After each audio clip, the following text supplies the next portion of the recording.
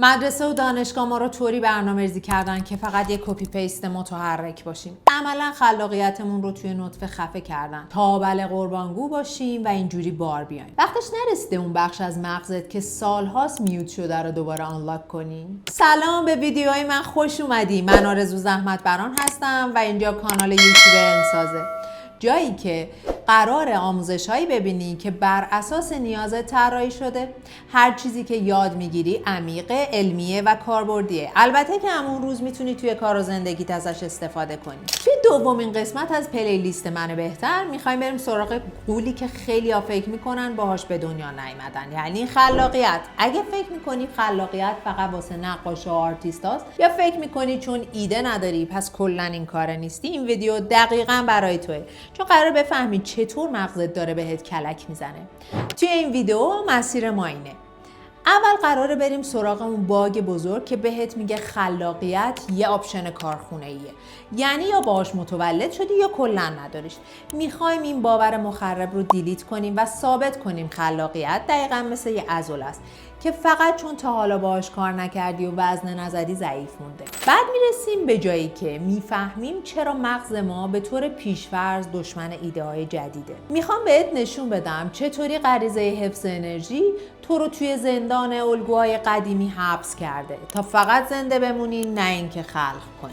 تو بخش سوم از ویدیو یاد میگیریم که خلاقیت یعنی وصل کردن دو تا نقطه بی ربط به هم، اما نوآوری یعنی دکمه اجرا رو زدن. میخوایم بفهمیم چرا یه ایده خفن که فقط توی نوت گوشیت مونده با یه فایل خالی هیچ فرقی نداره. بعد یاد میگیریم چطوری وقتی بقیه پشت سد نمیشه گیر کردن، تو با تفکر واگرا 10 تا راه فرار براشون بسازی. و در نهایت میرسیم به بخش تمرینای عملی و ابزارهایی مثل فیلم و کتابایی که میتونی ببینی و بخونی. با روزی فقط چند دقیقه وقت گذاشتن میتونی خلاقیت رو از یه اتفاق تصادفی به یه عادت همیشگی در زندگی و کار تبدیل کنی. بیشتر افراد وقتی کلمه خلاقیت رو میشنون فوراً میرن سراغ یه دسته‌بندی 0 و 1، یا خلاقم یا کلاً نیستم. فکر میکنیم خلاقیت یه استعداد ذاتیه، یه ویژگی خاص که فقط موقع تولد به یه سری افراد منتخب اعطا شده. ما ازش بی‌نتیجه موندیم. اما حقیقت اینه که این فقط یه خطای سیستمیه. علم روانشناسی ثابت کرده خلاقیت بیشتر از اینکه استعداد باشه یه فرآیند شناختی و قابل یادگیریه. مطالعات نشون میده مغز تو قابلیت اینو داره که تمام الگوهای فکریش رو از نو بازسازی کنه، به شرطی که بدونی چجوری با تمرین منظم نورون‌هات رو تحریک کنی. اگه تا به حال به خودت گفتی من آدم خلاقی نیستم، احتمالاً فقط تعریف درستی از این ابزار توی ذهنت نداری. ما اینجاییم تا این باور مخرب رو دیلیت کنیم و ثابت کنیم خلاقیت مثل یه عضله است، چون باهاش وزن نزدی ضعیف مونده.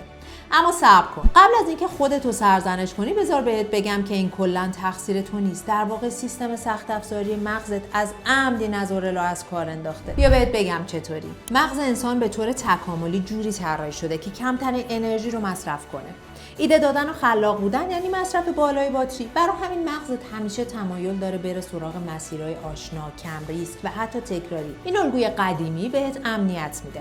امنیت هم یعنی بقا. در واقع مغزت داره وظیفه‌شو انجام میده تا تو فقط زنده بمونی، نه اینکه چیزی خلق کنی. وقتی سیستم آموزشی سنتی و محیط‌های کاری خشک هم بهت دیکته میکنن که تو نباید خطا کنی، نورونای مربوط به تکرار توی سرت قوی‌تر میشن و مسیرهای نوآورانه یه جورایی بلاک میشن. نتیجه ذهن تو به جای کاوش کردن یه کپی پیست عادت کرده و مطالعات نشون میده افرادی که توی این تله گیر کنن فعالیت نواحی خلاق مغزشون به شدت افت میکنه. ما توی حالت سیو مود قرار میگیریم. اینجاییم تا اونو غیر فعال کنی. یه لحظه تفکر. حالا متوجه شدی که چرا تا حالا توی تله تکرار گیر کرده بودی؟ چرا مغزت داشت بهت کلک میزد؟ این ویدیو رو لایک کن تا بفهمم آماده‌ای بریم سراغ بخش اصلی. یعنی اینکه اصلا ببینیم این خلاقیت که همه ازش حرف میزنن واقعا چیه و چی نیست. از دیدگاه علمی خلاقیت اصلا جادوگری نیست، بلکه فرایند اتصال ایده‌های موجود به شیوه‌های نوینه. یعنی چی؟ یعنی تو دقیقاً همون چیزی رو میبینی که بقیه هم دارن میبینن، اما هنر تو اینه که ارتباطات جدیدی بین اونها پیدا میکنی. این فرایند دقیقاً توی لوب پیشانی مغزت رخ میده، یعنی همون دیتا سنتری که مسئول انعطاف پذیری شناختی توئه. یه اشتباه سیستمی دیگه رو هم همینجا بذار اصلاحش کنی. خلاقیت الزاماً به معنی خلق آثار هنری عجیب یا اختراعات فضایی نیست. خلاقیت یعنی پیدا کردن یه راه کارآمدتر، سریعتر، کم هزینه‌تر یا پایدارتر واسه حل همون چالش‌های ساده روزمره. اما حواست باشه نوآوری گام بعدیه. نوآوری یعنی تبدیل این ایده نو به یه محصول یا یک فرآیند عملی. تحقیقات نشون میده ایده بدون اجرا دقیقاً مثل بذریه که هرگز از خاک سبز نمیشه. خلاقیت توی شبکه‌های عصبی شکل میگیره، اما نوآوری در تعامل با دنیای واقعی خودش رو نشون میده. حالا که فهمیدیم خلاقیت جادو نیست، سوال اینجاست چطوری این موتور رو روشن کنیم؟ تفکر نوآورانه دقیقاً از شک سیستماتیک شروع میشه، اما نه شک به توانایی خودت، بلکه شک به فرضیاتی که بقیه به عنوان وحی منزل قبول کردن.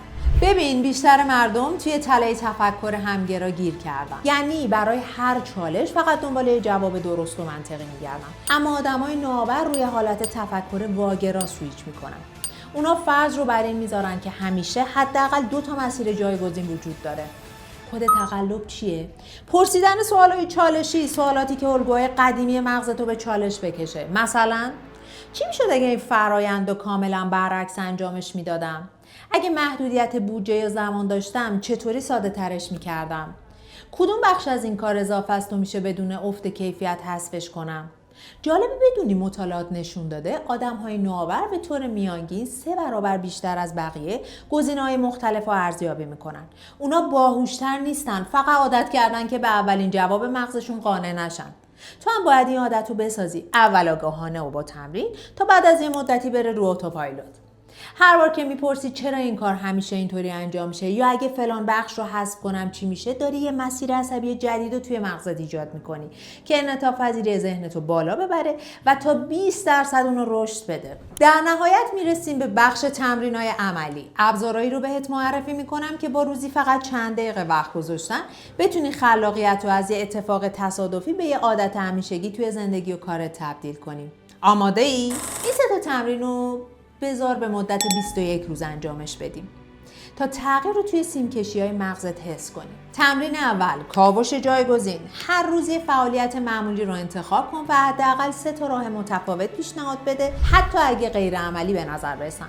این کار شبکه‌های عصبی واگرا رو فعال میکنه. مثلا توی احوالپرسی‌های روزانه به جای پرسیدن چطوری بپرس آخرین چیزی که امروز خوشحالت کرده چی بوده. تمرین دوم، معکوس سازی. یه مشکل رو برعکس تصور کن. اگه هدف شکست بود چیکار می‌کردی؟ بعد اونو معکوس کن تا راه حلش رو پیدا کنی. این تکنیک از اصول روانشناسی معکوس بهره میبره.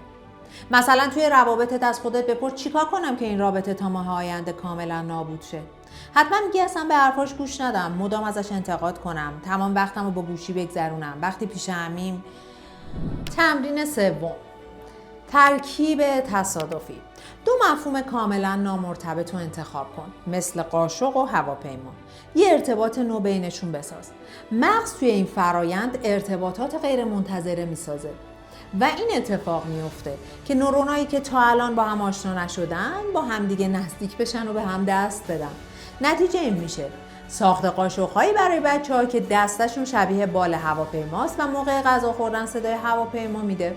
خلاصه کلام، اگه میخوای یه اورجینال باشی نه یه کپی، از همین امروز به مغزت اجازه پرواز بده. قرار نیست زندگی تو زیرو رو کنی، فقط کافیه روزی یه بار به یه موضوع ساده یه جور دیگه نگاه کنی.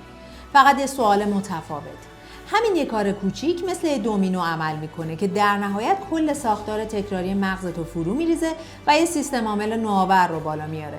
یادت باشه خلاقیت یه آپشن انتخابی نیست، یه عضله است که اگه ازش کار نکشی آتروفی میشه و از بین میره. کتاب اصیل‌ها یا اورجینال اثر آدام گرانت رو بخون. اگه میخوای بدونی آدمای نوآور چطور با وجود ترس و شک ایده‌هاشون رو به کرسی میشونن، این کتاب فوق‌العاده است. کتاب فکر واگرا اثر ادوارد دبونو رو هم بخون، چون این کتاب مرجع اصلی تمرین‌هاییه که بهت دادم، تکنیک‌هایی برای اینکه از مسیرهای همیشگی مغزت خارج بشی. استیو جابز یا ایلان ماسک، اینها هم آدمایی هستند که نماد خلاقیت محسوب میشن. ازشون الهام بگیر. از اینکه تا این لحظه در دومین قسمت از پلیلیست من بهتر با موضوع خلاقیت همراه من بودی ازت ممنونم. توی این پلیلیست قرار مسیر رو با هم بریم که در نهایت اون نسخه قدرتمند و برنده خودت رو کشف کنی، بسازی. پس اگه میخوای توی مسیر ساختن اون من بهتر قدم به قدم کنار هم باشیم، همین الان سابسکرایب کن و زنگوله رو روی حالت آل بذار که ویدیوهای ما رو ببینی و از دستش ندی. این پلیلیست صرفاً مجموعه از ویدیوهای آموزشی معمولی توی یوتیوب نیست، بلکه دوره جامع توسعه فردیه که توسط مؤسسه آموزشی علمساز و به صورت رایگان برگزار میشه.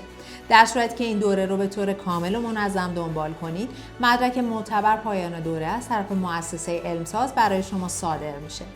در ویدیوهای بعدی به صورت شفاف و مرحله به مرحله شرایط، مراحل ثبت نام و نحوه دریافت مدرک توضیح داده میشه. اگه براتون مهمه این آموزش‌ها صرفاً دیده نشن و به نتیجه برسن، پیشنهاد میکنم ویدیوهای بعدی رو حتماً ببینید.